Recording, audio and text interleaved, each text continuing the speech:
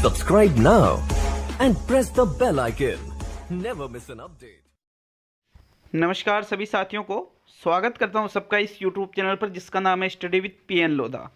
साथियों, शिक्षण विधियों का पेपर नंबर 6 है जो नई टेस्ट सीरीज चलाई है। 30 प्रश्न हम यहां पर हल करेंगे, लेवल 1 के लिए भी और लेवल 2 के लिए भी। आज के जो ये प्रश्न हैं ये दिखने में बहुत ही सिंपल रहेंगे, लेकिन एग्जाम में यूं मानो कम से कम ऐसे प्रश्न आपके 20 क्वेश्चन आते हैं। कितने? 20 क्वेश्चन, जो बिल्कुल आज के पैटर्न के अनुसार ही रहने वाले हैं। तो चलिए शुरू करते हैं इस वीडियो को। पहला क्वेश्चन देखते हैं। आपके प्रश्न संख्या 1 है, किस भाषा कौशल के मूल्यांकन के लिए वार्तालाप, रेडियो तथा दूरदर्शन से प्रसारित शैक्षिक कार्यक्रम उपयोगी है?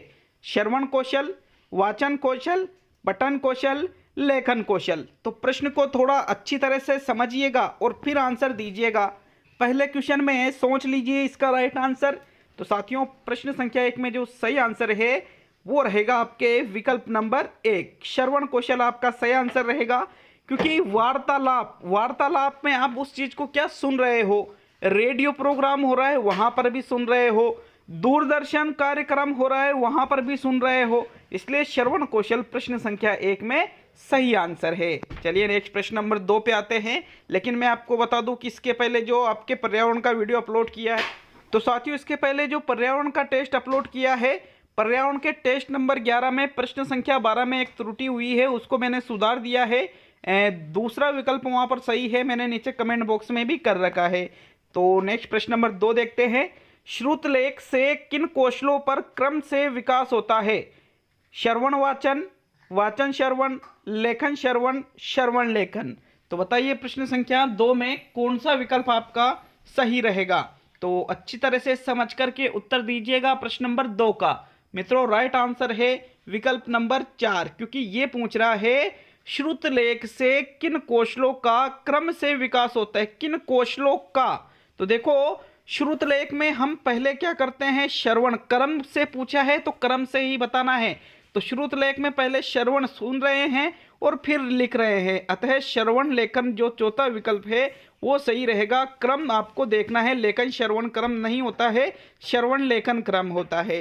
नेक्स्ट आगे बढ़ेंगे प्रश्न संख्या 3 पर। तो चलिए तीसरा क्वेश्चन, रिक्त स्थान की पूर्ति से संबंधित प्रश्न है। बोध प्रश्न, प्रत्यय स्मरण प्रश्न, विकास प्रश्न, प्रस्तावना प्रश्न। बिल्कुल ये देखिएगा, हमेशा ऐसे ही क्वेश्चन एग्जाम में आते हैं, ज्यादा हार्ड लेवल के क्वेश्चन आते नहीं हैं आपके। तो देखो, अपन इन प्रश्नों को छोड़ देते हैं साथियों। 30 ही प्रश्न एग्जाम लेवल के हैं, यूं मान के चलिएगा आप। तो रिक्त स्थान की पूर्ति से संबंधित जो प्रश्न होते हैं उनको हम प्रत्यय स्मरण प्रश्न कहते हैं, और एक होता है प्रत्याभिज्ञान प्रश्न जिसमें सत्य असत्य प्रश्न, वस्तुनिष्ठ प्रश्न आ जाते हैं। तो चलिए नेक्स्ट प्रश्न नंबर 4 पे आते हैं। प्रत्यय स्मरण के अंतर्गत रिक्त स्थान की पूर्ति वाले प्रश्न आते हैं। विशेष तौर पे इस प्रश्न को याद रखना है आपको। तो चलिए देखेंगे आपके प्रश्न संख्या 4 को। चौथा क्वेश्चन, इनमें से अशुद्ध वर्तनी का कारण नहीं है। लेखन की असावधानी, अध्यापक का शुद्ध उच्चारण, व्याकरण का कम ज्ञान, छात्र की कम दृष्टि। तो बताइए इनमें से कौन सा अशुद्ध वर्तनी का कारण नहीं है? पहला, दूसरा, तीसरा या चौथा? कौन सा विकल्प आपका सही रहेगा साथियों? देखो, प्रश्न संख्या 4 में अशुद्ध वर्तनी का कारण आपके नहीं है अध्यापक का शुद्ध उच्चारण। अध्यापक अगर शुद्ध उच्चारण कर रहा है तो अशुद्ध वर्तनी का कारण कैसे रहेगा? सेकंड विकल्प आपके सही रहेगा। चौथे क्वेश्चन में अगर छात्र को कम दिखाई दे रहा है तो भी अशुद्ध वर्तनी हो सकती है, ठीक है। व्याकरण का कम ज्ञान है तो भी अशुद्ध वर्तनी हो सकती है। लेखन में अगर असावधानी बरत रहे हो तो भी अशुद्ध वर्तनी हो सकती है। बट सेकंड विकल्प है जो अध्यापक का शुद्ध उच्चारण, इससे अशुद्ध वर्तनी कैसे होगी साथियों? अतः सेकंड विकल्प ही चौथा क्वेश्चन में सही है। नेक्स्ट प्रश्न नंबर 5 को देखेंगे। तो चलिए 5वां क्वेश्चन देखते हैं। आपके प्रश्न संख्या 5, शिक्षा के बदलते परिवेश में निम्न में से किस प्रकार के मूल्यांकन का अधिक महत्व है? सतत मूल्यांकन, आकस्मिक मूल्यांकन, उत्पादक मूल्यांकन और व्यवहार मूल्यांकन। 5वें क्वेश्चन में सही आंसर देना है। देखो, 5वें प्रश्न में आपका सही आंसर है साथियों सतत मूल्यांकन। शिक्षा के बदलते परिवेश में, जो परिवेश बदल रहा है वर्तमान में शिक्षा में, इसमें सबसे अधिक महत्व सतत मूल्यांकन का होता है। सतत मतलब होता है लगातार चलने वाले मूल्यांकन का। तो विकल्प नंबर आपका 1 सही है और वर्तमान में CCE इसीलिए चला रखा है। तो चलिए नेक्स्ट प्रश्न नंबर 6 पे आते हैं। आपके 6वां क्वेश्चन है साथियों, देखिएगा। अच्छी वस्तुनिष्ठ परीक्षा में आवश्यक नहीं है विश्वसनीयता, वस्तुनिष्ठता, अभिव्यक्तता, व्यापकता। बताइए प्रश्न संख्या 6 में सही आंसर कौन सा रहेगा? पहला, दूसरा, तीसरा या चौथा? तो साथियों जो एक वस्तुनिष्ठ ऑब्जेक्टिव टाइप के क्वेश्चन होते हैं उसमें विश्वसनीयता आवश्यक है, वस्तुनिष्ठता आवश्यक है, व्यापकता आवश्यक है। लेकिन साथियों अभिव्यक्तता तो किस में आवश्यक होती है? निबंधात्मक प्रश्नों का ये गुण है अभिव्यक्तता, वस्तुनिष्ठ प्रश्नों का ये गुण नहीं है। अतः यहाँ पर अभिव्यक्तता जो आपका 3rd विकल्प है 6ठे क्वेश्चन में, वो ही सही आंसर है। तो चलिए अब हम आगे बढ़ेंगे प्रश्न संख्या 7 पर। देखते हैं आपके प्रश्न नंबर 7 को। तो चलिए 7वां क्वेश्चन। परियोजना विधि निम्न में से किस अवधारणा पर आधारित है? पाठ्य पुस्तक केंद्रित है, अध्येता केंद्रित है, इकाई केंद्रित है और उपयुक्त सभी। 7वें प्रश्न में सही आंसर बताइए। परियोजना विधि इनमें से किस अवधारणा पर आधारित विधि मानी जाती है? बताइए 7वें क्वेश्चन में कौन सा रहेगा? पहला, दूसरा, तीसरा या चौथा? कौन सा विकल्प आपका सही है? तो सभी को पता होगा कि परियोजना विधि जो है वो करके सीखने के सिद्धांत पर आधारित है, जिसमें छात्र करके सीखता है। तो साथियों छात्र को यहाँ एक अर्थ अध्येता से भी लिया जाता है। अतः यहाँ पर परियोजना विधि छात्र केंद्रित या अध्येता केंद्रित होती है। विकल्प नंबर आपका 2 सही है 7वें प्रश्न में। नेक्स्ट आगे बढ़ेंगे प्रश्न संख्या 8 पर। तो चलिए 8वें क्वेश्चन को देखेंगे। मूल्यांकन उपयोगी है विद्यार्थी की प्रगति जानने में, विद्यार्थी की कक्षा उपस्थिति जानने में, विद्यार्थी का आचरण जानने में और इनमें से सभी। तो 8वें क्वेश्चन में सही आंसर बताइए। इनमें से मूल्यांकन उपयोगी किस लिए माना जाता है? सही विकल्प का चयन करो। इजी वे में प्रश्न को मत ले लेना। राइट आंसर आपके प्रश्न संख्या 8 में है विद्यार्थी की प्रगति जानने में। साथियों उपस्थिति जानने के लिए मूल्यांकन कभी भी नहीं किया जाता है। उपस्थिति जानना है आपको तो उसके जो रजिस्टर है अटेंडेंस के उसको देख लो ना, मूल्यांकन क्यों करोगे? इसलिए ये विकल्प गलत है साथियों। ये अतः आपका इनमें से सभी भी गलत है। तो तीसरा या पहला? तो पहला विकल्प बेटर है विद्यार्थी की प्रगति जानने में। नेक्स्ट प्रश्न नंबर 9 पे आते हैं, आपके 9वां क्वेश्चन मित्रों। तो चलिए देखते हैं प्रश्न संख्या 9 को। सृजनशीलता के विकास के लिए निम्न में से कौन सी क्रिया सर्वोत्तम है? सर्वोत्तम क्रिया जो है वो देखना है। रंगों की पहचान के खेल खेलना, चित्र का पठन करना, वाद्य की सहायता से व्यायाम करना, खिलौने बनाना। तो साथियों बताइए प्रश्न संख्या 9 में सृजनशीलता का विकास करने के लिए इनमें से कौन सी क्रिया सर्वोत्तम मतलब सभी में उत्तम या सभी में श्रेष्ठ है? प्रश्न संख्या 9 में कौन सा विकल्प सही रहेगा? देखेंगे प्रश्न संख्या 9 का राइट आंसर तो वो है खिलौने बनाना। जब हम खिलौने बनाएंगे तभी तो सृजनशीलता का विकास होगा। भाई देखो, रंगों की पहचान के खेल खेलना, तो पहचान करने में दो फिक्स है कि भाई लाल रंग है तो लाल ही है, उसमें सृजनशीलता कहाँ आ रही है?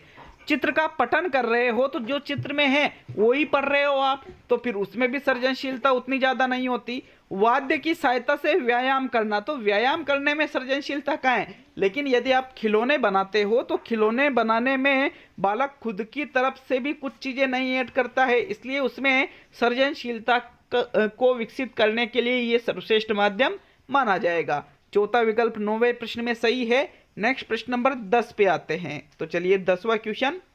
यदि कोई विद्यार्थी अशुद्ध लिखता है तो आप क्या करेंगे? मूल्यांकन करेंगे, आदर्श वाचन करेंगे, निदानात्मक शिक्षण करेंगे, उपचारात्मक शिक्षण करेंगे। तो 10वें प्रश्न में सही आंसर का चुनाव करना है। कौन सा विकल्प है साथियों जो आपका राइट आंसर होगा?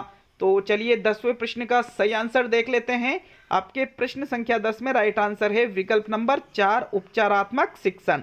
क्योंकि हमको पता है कि छात्र अशुद्ध लिख रहा है तो निदान करने की तो जरूरत नहीं है, उसकी कमजोरी का तो हमें ज्ञान हो गया है। आदर्श वाचन करने से क्या वो अशुद्ध लिखना छोड़ देगा? या मूल्यांकन करने से नहीं, बल्कि उसका यदि हम उपचारात्मक शिक्षण करेंगे और उपचारात्मक शिक्षण से उसकी जो कमजोरियां हैं उनको दूर करने का प्रयास करेंगे तो वो साथियों बिल्कुल अशुद्ध लिखना छोड़ देगा। विकल्प नंबर आपका 4 सही है प्रश्न संख्या 10 में। नेक्स्ट अब हम आगे बढ़ते हैं प्रश्न संख्या 11 की ओर। तो चलिए 11वें क्वेश्चन को देखेंगे। ये रहा आपके प्रश्न नंबर 11। शिक्षण की समस्त क्रियाओं का उद्देश्य है स्मरण शक्ति विकसित करना, वातावरण के अनुसार ढालना, अनुभव प्रदान करना या व्यवहार में परिवर्तन लाना। प्रश्न संख्या 11 में सही विकल्प का चयन कीजिए। शिक्षण की समस्त क्रियाओं का उद्देश्य इनमें से क्या होता है? बताइए राइट आंसर साथियों, सोचिए समझिए। तो देखो 11वें प्रश्न में जो सही आंसर है वो है विकल्प नंबर 4, व्यवहार में परिवर्तन लाना ही शिक्षण की समस्त क्रियाओं का उद्देश्य माना जाता है। व्यवहार में परिवर्तन हम जो चाहते हैं, अगर वैसा ही परिवर्तन बालक के व्यवहार में हो जाए तो वही सबसे इम्पोर्टेंट होता है। भाई स्मरण शक्ति विकसित करना, वातावरण के अनुसार ढालना या अनुभव आप प्रदान कर रहे हो और बालक अनुभव प्रदान करने के बाद कुछ सीख ही नहीं रहा है तो क्या मतलब आएगा उसका। इसलिए ओनली 4th विकल्प आपके 11वें प्रश्न में सही है। नेक्स्ट प्रश्न नंबर 12 पे आते हैं। तो चलिए 12वां क्वेश्चन। कक्षा में शिक्षक द्वारा आदर्श वाचन निम्न में से किस भाषा कौशल के विकास के लिए आवश्यक है? श्रवण कौशल, पठन कौशल, लेखन कौशल और इनमें से सभी। 12वें प्रश्न में सही आंसर बताइए साथियों, कौन सा विकल्प आपका सही है प्रश्न संख्या 12 में। तो देखो 12वां क्वेश्चन, आदर्श वाचन कौन कर रहा है? शिक्षक कर रहा है। तो छात्र क्या कर रहे हैं? सुन रहे हैं। सुन रहे हैं तो कौन सा कौशल विकसित होगा? श्रवण कौशल विकसित होगा साथियों। विकल्प नंबर आपका 1 सही है प्रश्न संख्या 12 में। तो चलिए अब हम आगे बढ़ते हैं प्रश्न संख्या 13 की ओर। 13वें क्वेश्चन को देखते हैं मित्रों। आपके प्रश्न संख्या 13, गणित शिक्षण में एक त्रिभुज के अंदर अनेक त्रिभुज बनाकर त्रिभुजों की संख्या पता करना, यह गणित के किस ज्ञान के विकास पर आधारित है? आध्यात्मिक विकास, चारित्रिक विकास, तर्क शक्ति का विकास और कौशलात्मक विकास। 13वें क्वेश्चन में सही आंसर देना है। तो इस क्वेश्चन में क्या थोड़ा लॉजिक लगाना था, आपने जल्दी जल्दी में उसका उत्तर दे दिया चौथा, लेकिन साथियों ये विकल्प गलत है। राइट आंसर है तर्क शक्ति का विकास। छात्र क्या कर रहा है? त्रिभुज बनाकर, तो त्रिभुज बनाना तो कौशलात्मक में आ जाएगा। त्रिभुजों की संख्या पता कर रहा है। जैसे मान लीजिए ये एक त्रिभुज है, अब इसके अंदर उसने इस प्रकार से ये लाइनें खींच दी बहुत सारी, तो वहां पर ये आपसे पूछा जा रहा है कि भाई यहां पर बालक में किस ज्ञान का विकास हो रहा है? तो साथ ही उसमें तर्क शक्ति का विकास हो रहा है, क्योंकि यहाँ पर हमको दिखने में तो 1 2 3 4 5 दिखेंगे, लेकिन उसमें बहुत ज़्यादा त्रिभुज होंगे साथियों। तो ये बालक में तर्क शक्ति का विकास करता है। अगर यूँ प्रश्न होता है कि गणित शिक्षण में छात्र त्रिभुज की आकृतियाँ बना रहा है तो फिर वो कौशलात्मक विकास होता। बहुत डीपली क्वेश्चन था, बहुत ही शानदार प्रश्न था ये। ऐसे प्रश्नों को अच्छी तरह से देख करके उत्तर दिया करो, ठीक है। तीसरा विकल्प सही है प्रश्न संख्या 13 में। तो चलिए अब हम आगे बढ़ रहे हैं प्रश्न संख्या 14 की ओर। प्रश्न नंबर 14, प्राथमिक स्तर पर कविता शिक्षण की उपयुक्त प्रणाली है तुलना प्रणाली, व्यतिरेकी प्रणाली, अभिनय प्रणाली और व्यास प्रणाली। बताइए 14वें क्वेश्चन में कौन सा विकल्प आपका सही है?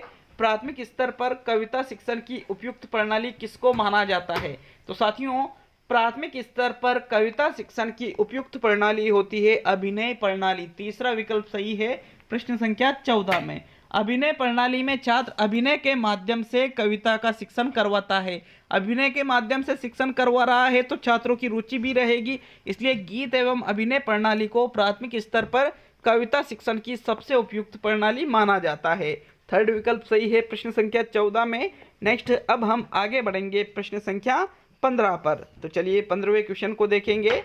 योजना विधि का सिद्धांत नहीं है, प्रयोजन का सिद्धांत, क्रियाशीलता का सिद्धांत, निरुद्देश्यता का सिद्धांत, उपयोगिता का सिद्धांत।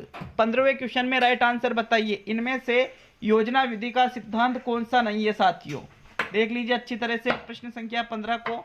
तो देखो योजना विधि के अंतर्गत प्रयोजनवाद का सिद्धांत आ जाता है, क्रियाशीलता का सिद्धांत आ जाता है, उपयोगिता का सिद्धांत आ जाता है, लेकिन निरुद्देश्यता, निरुद्देश्य मतलब बिना कोई उद्देश्य के कार्य करना, ये प्रयोजना विधि में नहीं आता है। आपके थर्ड विकल्प प्रश्न संख्या 15 में सही है। नेक्स्ट आगे बढ़ेंगे प्रश्न संख्या 16 की ओर। तो चलिए 16वें क्वेश्चन को देखेंगे साथियों। आपके प्रश्न संख्या 16 आपसे क्या पूछ रहा है। तो ये रहा आपके प्रश्न नंबर 16।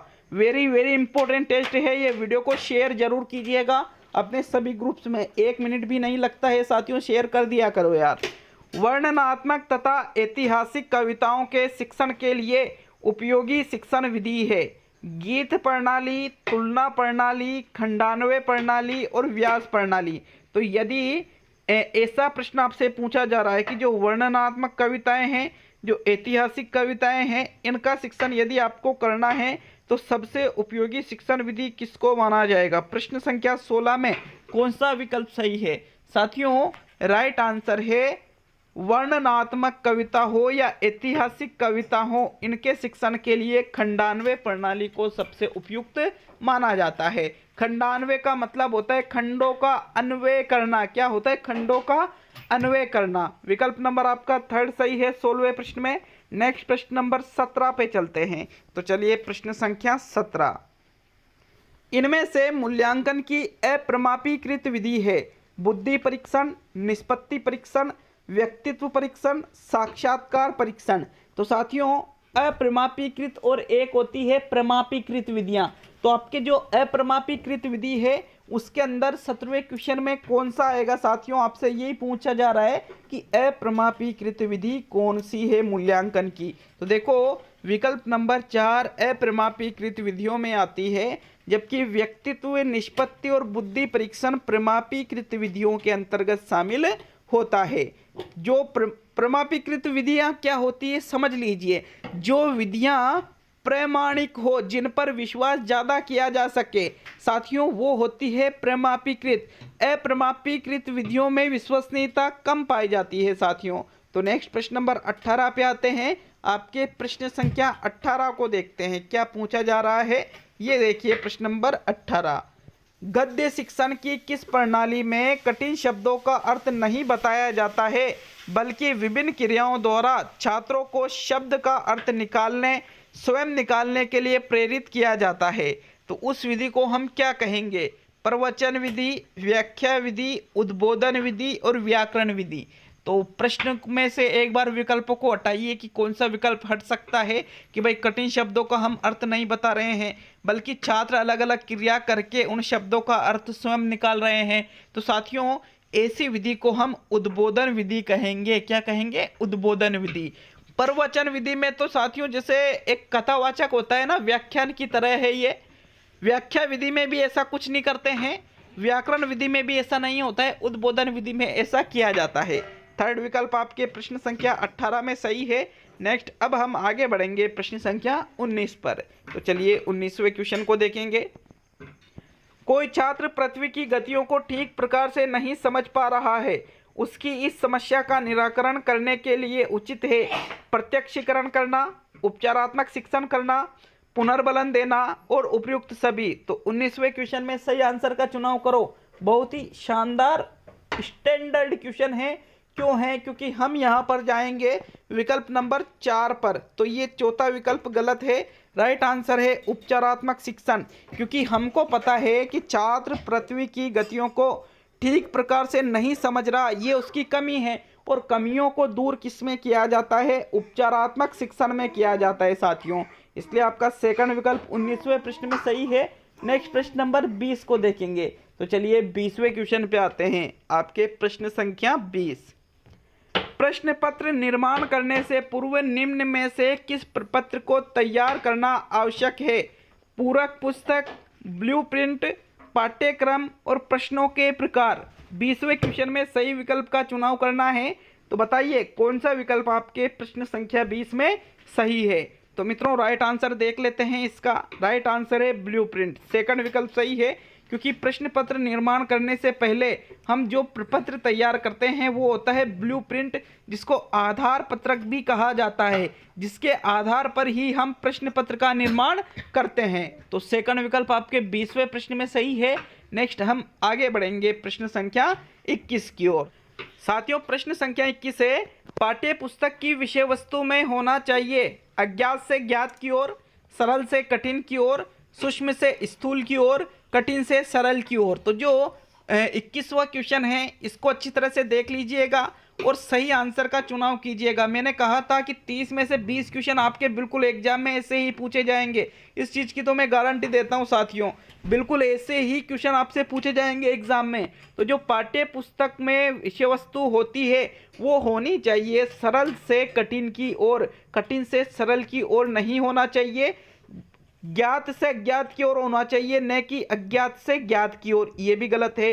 स्थूल से सूक्ष्म की ओर होना चाहिए, न कि सूक्ष्म से स्थूल की ओर। अतः ओनली यहाँ सेकंड विकल्प ही आपके प्रश्न संख्या 21 में सही है साथियों। तो चलिए अब हम आगे बढ़ेंगे प्रश्न संख्या 22 की ओर। लेकिन वीडियो अच्छा लगे तो एक लाइक जरूर कर दीजिएगा यार, आपके एक लाइक करने में क्या जा रहा है। तो चलिए प्रश्न संख्या 22 को देखते हैं। आपके प्रश्न संख्या 22 है, भाषा प्रयोगशाला में नहीं होता है microphone, tape recorder, video recorder, mobile phone. तो बताइए इनमें से भाषा प्रयोगशाला में क्या नहीं होता है।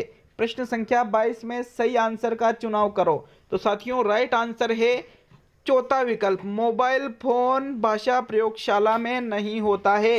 भाषा प्रयोगशाला के साधनों के अंतर्गत माइक्रोफोन आ जाता है, टेप रिकॉर्डर भी वहां पर उपस्थित होता है, वीडियो रिकॉर्डिंग भी वहां पर पाई जाती है, लेकिन साथियों मोबाइल फोन वहां पर जरूरी नहीं है भाषा प्रयोगशाला के अंतर्गत। इसलिए आपका चौथा विकल्प 22वें क्वेश्चन में बिल्कुल सही है।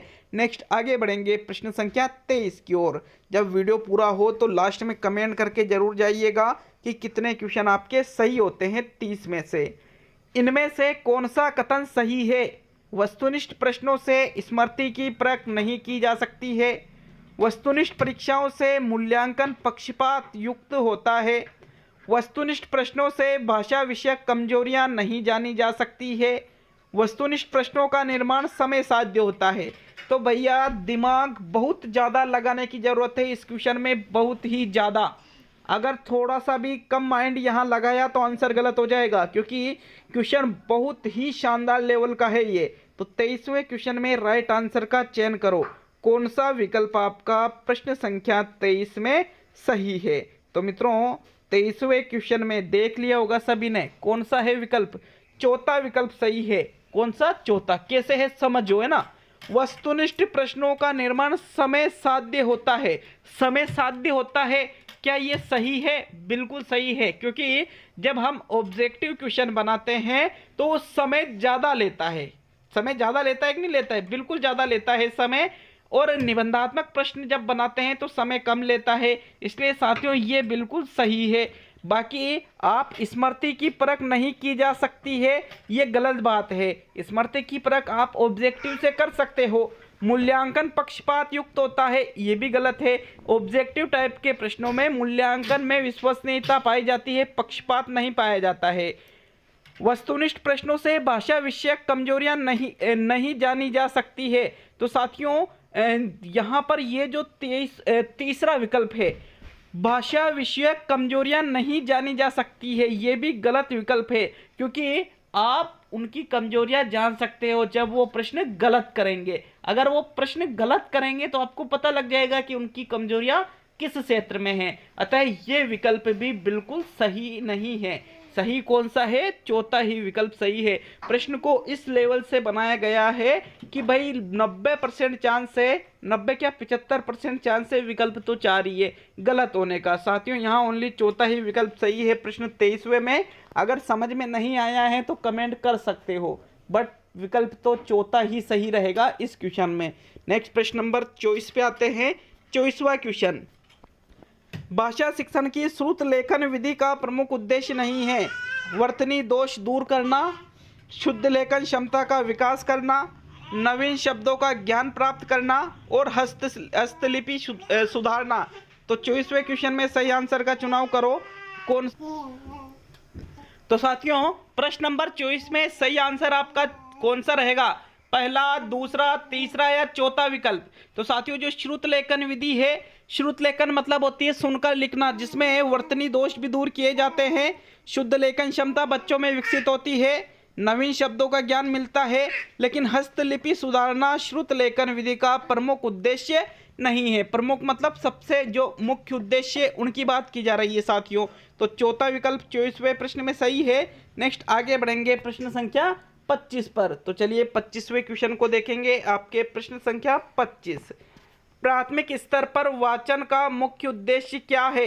शुद्ध उच्चारण क्षमता का विकास करना, आत्मविश्वास बढ़ाना, शब्द भंडार में वृद्धि करना और भाषा का ज्ञान कराना। तो साथियों वाचन का मुख्य उद्देश्य आपसे पूछा जा रहा है।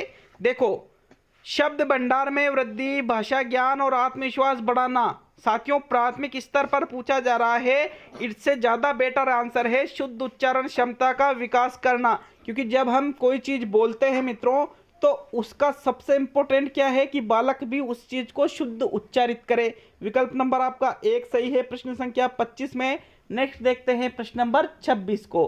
तो चलिए 26वां क्वेश्चन देखते हैं। एक एक प्रश्न को स्टार करते जाइएगा आज के प्रश्नों को। सामान्य से विशिष्ट का सिद्धांत निम्न में से किसमें प्रयोग होता है? आगमन विधि में, निगमन विधि में, संश्लेषण विधि में और विश्लेषण विधि में। तो देखो सामान्य से विशिष्ट की ओर और एक होता है विशिष्ट से सामान्य की ओर। साथियों विशिष्ट से सामान्य की ओर आगमन विधि में चलता है, जबकि सामान्य से विशिष्ट का सिद्धांत आपके निगमन विधि में चलता है। अतः आपका सेकंड विकल्प 26वें क्वेश्चन में सही है। नेक्स्ट आगे बढ़ेंगे प्रश्न नंबर 27 की ओर। तो चलिए 27वां क्वेश्चन देखेंगे।